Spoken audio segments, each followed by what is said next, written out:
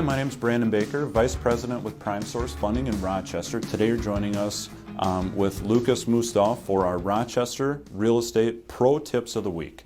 How are you today? Very well, and yourself? Good, good.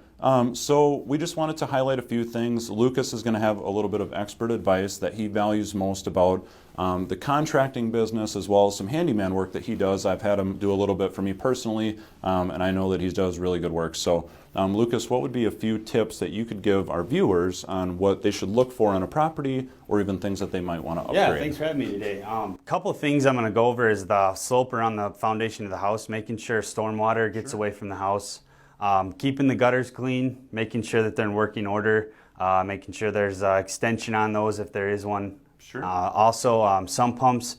If you have a sump basin in your basement and there's excess water accumulating in there, making sure that's getting pumped out away from the house. Absolutely. Not seeing any flat spots. You don't want to flood your yard. Yeah, we don't want to have a flooded yard. We don't want that water coming back to the foundation and having extensive, over time, that has a toll on the foundation of the house, and it could be very costly. I suppose even in the fall you want to make sure you have those guards on the gutters. That way you don't get too much leaf accumulation. Leaves and just anything in the air. Debris. Yep. Sure.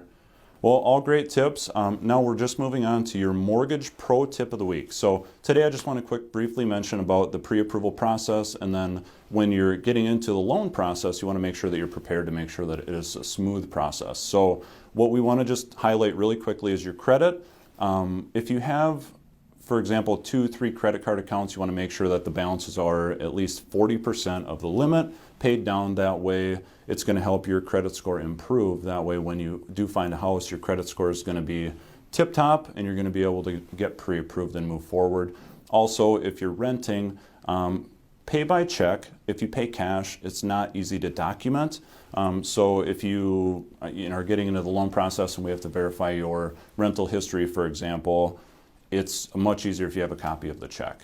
So the last thing is make sure that you keep your W-2s and a couple pay stubs handy, so when you get into the loan process, we can document your income, W-2s, 2 years tax returns, and the process just goes that much smoother.